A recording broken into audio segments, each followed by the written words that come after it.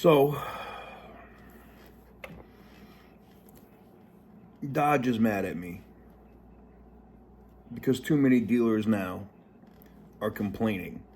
Now, this is when you know you're actually getting under somebody's skin and it makes a difference, is when they call out for mama.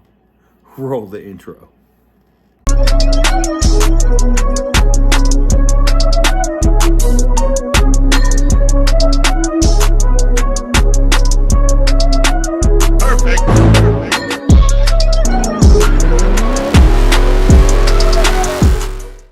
Oh, hey, today's video is being brought to you by Morgan & Morgan, attorneys at law. You know, if you're looking for a personal injury attorney, size matters. And Morgan & Morgan is the largest anywhere on planet Earth. You could actually get started today in 8 clicks or less, right from your smartphone, by going to forthepeople.com/TK's Garage. Again, that's forthepeople.com/TK's Garage. And you can go ahead and get started today. Ooh. Oh, what is up, guys? Welcome on back to TK's Garage. Nothing like some fresh pinky out tea, right? So in today's video, I want to talk to you guys a little about what's going on. So in the last couple of days, my attorney, David, sent a letter of representation to these jackoffs that had the balls to send me an email. They should get that Tuesday, I'm guessing, because it's a weekend, it's a holiday weekend. They'll probably end up getting that Tuesday, and that should actually get the ball rolling.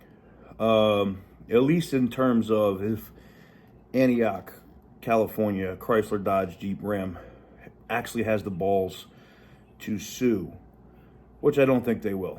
I think they had a scare tactic and then they went, ah, shit, this guy doesn't care. No, I don't.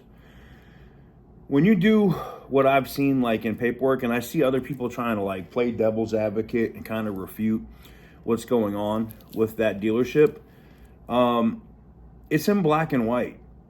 I understand that you said, hey, maybe he turned, maybe the old man traded in a V6 and the daughter put in a ZL1. No, that's not what happened at all.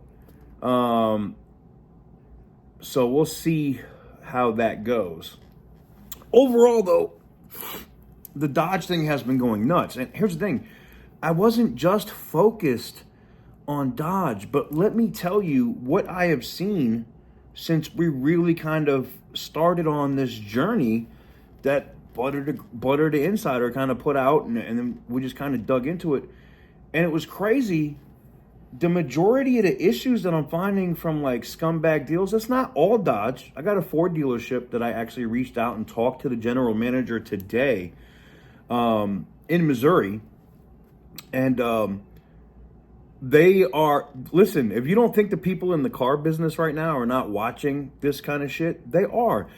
Do you remember when like they had made a whole movie about this thing called Wall Street Bets? Do you remember when just little consumers decided to start betting on AMC and GameStop? What happened? Yeah, it bankrupted a lot of rich fucks. What do you think these dealers are doing now? If you don't think that people don't learn from these situations, Blockbuster, Netflix, things of that nature, they do. They actually do pay attention. And these dealers are now paying attention. I literally called the guy, knew exactly who the fuck I was. And they were like, hold on, I got to get you in. I want to, because it's like they're not a small dealership, Ford dealership. They have like 6 stores in a general area around, I'm not even going to say where, but I'm not blasting them. But anyways, they get one of their ownership people on the phone to be on the phone call. And they were like, look, we didn't know about this issue. Our sales manager never brought it to our attention. We're going to address this right now. And I was like, well, cool. What can we do about changing the culture so that when other customers have these issues, we don't have these problems? And the GM and the one of the owners, people from the ownership group were like, yeah, you're right. We need to do something because we don't need something like this to blow up. That doesn't need to be, because we'll just fix the issue. What happens an hour and a half later? I get a phone call back from the customer saying, oh my God, they literally made it right. They're telling me to come down to the dealership and get a check. Good job on that Ford dealership for doing the right thing. We'll see if the other dealership in Indiana where the customer had an issue, that had a minivan, had nothing to do with a demon. Everybody's saying like, oh, this is only got to do with demons, TK. This only has to do with the demons. It only has to do with... No, it doesn't have to just do with demons. It has to deal with the car business as a whole. So, as I commented in the video yesterday, and I'm sure you've seen the live stream and other stuff, like the issue with David Stanley in Oklahoma City, it cost me a friendship there. But didn't cost me, cost him from making his comment and then not seeing that his fucking comment was posted. But that's a whole nother thing. The purpose of the video today is Dodge is actually paying attention. I actually got an email and somebody asked for me to be able to do a phone call with them. I did ask them in advance if they were okay with me recording the phone call, because I wanted to make sure I had it on record in case it was some kind of crazy shit or somebody said something wild. And they were okay with it, but they also said, we can't be as free or open about what we want to talk to you about if we record the call. And I was like, look, if the call is not crazy, at X amount of point, I don't have an issue with it. I thought it was something like, hey, Dodge is going to come after me for coming after dealers.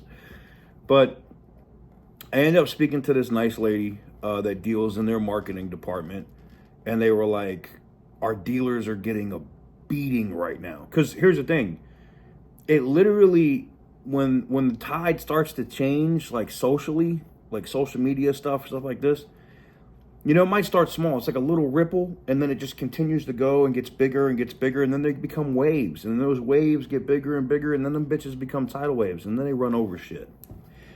And Dodge is seeing that, and their dealers are getting hammered, and they know that they're going to get screwed because they only have one Hemi to sell this year, and then they got to hope that they can sell this electric shit later in the year. That has nothing to do with me. And as I told the lady in the most polite way I could possible, that under no circumstances am I going to stop going after dealers that do scumbag deals, in that they're charging people for service but don't do the service, all kinds of shit.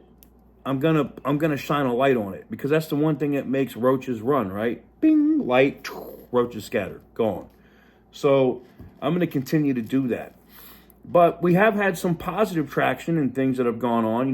The Mac Haik in Texas and Mississippi situation was eventually sorted out, and they're actually running that car through Mecum Auctions in Houston, Texas. I'm glad to see that has happened, and yes, I'm looking forward to seeing that thing get auctioned off. Waiting to see if Dodge follows through and gets this active duty service member, this demon, through Jay Leno's garage. We'll see how that plays out. The Turlock Chrysler Dodge Jeep Ram video that we did, where they were trying to screw the customer over $75,000 over sticker after they already had an agreement in place. After the car was coming off the truck, they tried to do some Mickey Mouse shit. Not cool. But they ended up doing right and not screwing their customers. So you got to give credit where credit is due, at least from what I know from at this point in the situation. If something changes, I'll let you know. But, and then we get to the absolute scumbaggery going on at Antioch Chrysler Dodge Jeep Ram in California, and what they did to that disabled Vietnam veteran. I'm hoping that their law firm wakes the fuck up and explains to them, this is easier if you just make this situation right. Now, the law firm could also be on some scumbag shit and just be wanting to make money, and we'll just bill them into submission. Who knows? But I'm hoping they make it right and they fix that for that veteran, because it's the right thing to do, right? I mean, is that amount of money worth all of the bad publicity, press, and stuff that you may or you are going to get put on yourself? I just don't think it is. And I think these other dealers are starting to see it. They don't want to be the next Haik dealership that ends up having to fire a GM, a friggin' finance guy, a sales guy, and other shit because of bad deals. Just do people the right way, and we don't got to do this shit. You know what I'm saying? I'd much rather be going to Copart or IAA or going to the local public auction and going to film auction videos than, you know, having to make phone calls to dealers all day, literally all day. Like I can literally show you my call history, and you can see just how many phone calls I've had to put into dealers from customers from hitting me up at TK's Garage, dealerissues@gmail.com. And I've just, and it's dumb shit. Like I texted Ryan about a customer. You know, I haven't responded to her email, but she had contacted me and told me about a truck that she had at that Flowood, Mississippi dealership. And it's been sitting there for like a year, and they've been paying on it for a year, but they don't have the truck. The fuck? And I messaged Ryan about it. Ryan's going to check on it Monday, probably Tuesday because it's a holiday. And hopefully I have an answer back for you. It's just a lot of shit. And I know I'm on the right path or pushing the right traction when corporate is saying, hey, you're making the brand is starting to get a black eye. That's not my fault. That's your dealer's fault. And the brand, i.e. Dodge, Stellantis, 100% has the ability to make them fall in line. Now, I'm not dumb. I know that the dealers are the customers for Dodge. Real simple. They want to sell your shit. Make them follow the rules. If you put the rules out and the terms and conditions out, don't let them weasel out of that shit. There's a reason why these Dodge dealers now have an almost 250 plus day inventory. Meaning there still will be 2023 Scat Packs, brand new, sold in 2025 with flat spotted tires and dealer rot. And if you don't think that's a thing, it's a thing. And it's going to happen. Or these dealers are going to wake up and they're going to do the right thing. I don't know. But we're going to continue to dig on it. I am going through these emails. The email box has over 600 emails in it already. And yes, I did do a Facebook post, and I am going to have to hire somebody to go through and weed out the ones that are bullshit and weed out the ones that are legitimate and the ones that I could work on, do videos on, and try to make a difference on. I'm going to do it.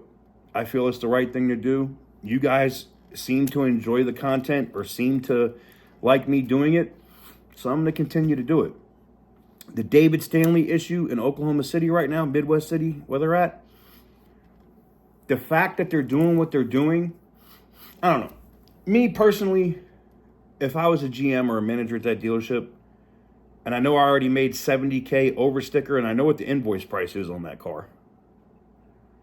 I know how much money, and I'm not going to put them on blast on how much money they made, but I know how much money you made on the car, and you pointed out that the car was fucked up. You agreed to fix it, and then you shipped it fucked up because you already had the customer's money. And for those saying, oh, the customer could refuse it, the customer had already wired them the money. Yes, they could go through court and fight with them for a year or 2 years to get their money back. That's asinine. So yes, the customer has the car is damaged. The dealer should make it right. The dealer pointed out it was damaged before they shipped it. Because I know you're going to say, oh, when they put it on a truck and sent it to them on the West Coast, it must have got damaged. No, there's literally text messages that show that the car is damaged. In fact, before we get out of here, I don't think he'll have a problem with me showing this. I think it's important that you guys see this because, you know, a lot of people think like, oh, nah, it's just BS, man. It's not really, you know, that's not really what the situation is. You know, Javon, who works at David Stanley, had this conversation. This has been going on since Thanksgiving, guys. Since Thanksgiving. You can see the messages. Let me see if I can get this into focus so you can see it. There's Javon. All right. But the biggest issue was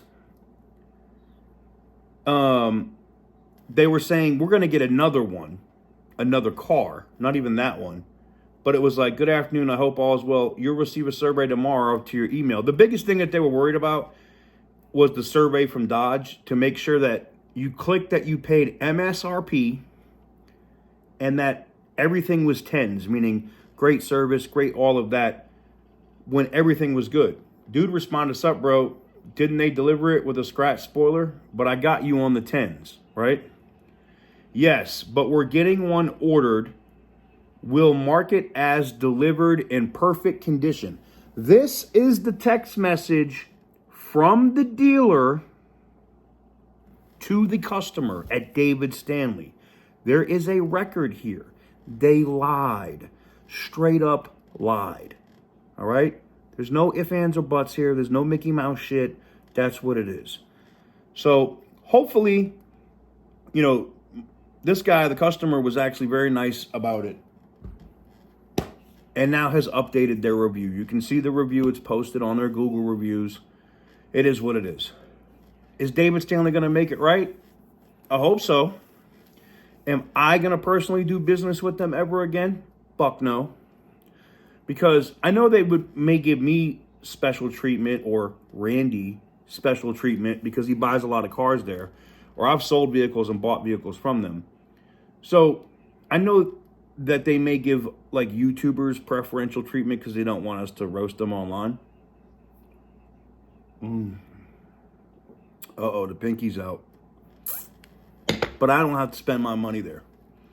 I can spend my money anywhere. I can spend it in Edmond. I can spend it in Texas. I don't need to spend it at David Stanley. Especially at the way that they carried this customer after the fact. Like, the text messages are so bad. They're so bad. And here's the thing. The GM, you know what's worse about the whole situation is the GM probably is just now finding out about it, and he'll probably do his own research and shit into it and be like, why the fuck didn't y'all just fix this issue? We'll see. I got a phone call with somebody there tomorrow. They're calling me tomorrow, and we'll see if they're going to actually make it right for the customer. But, yeah, outside of the dick riding,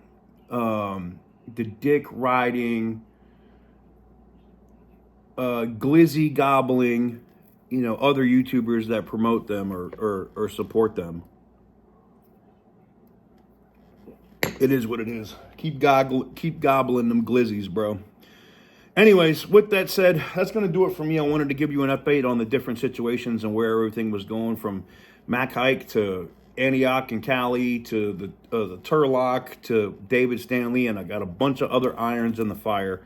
If you enjoyed this video and you like what I do, please give the video a big thumbs up. Hit the subscribe button if you haven't already.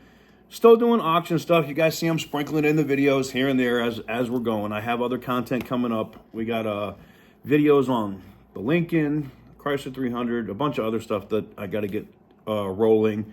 Tuning, modifications to the different BMWs coming soon, and so much more. But anyways, thank you guys very much for watching. I truly appreciate it. I'll catch you guys on the next one.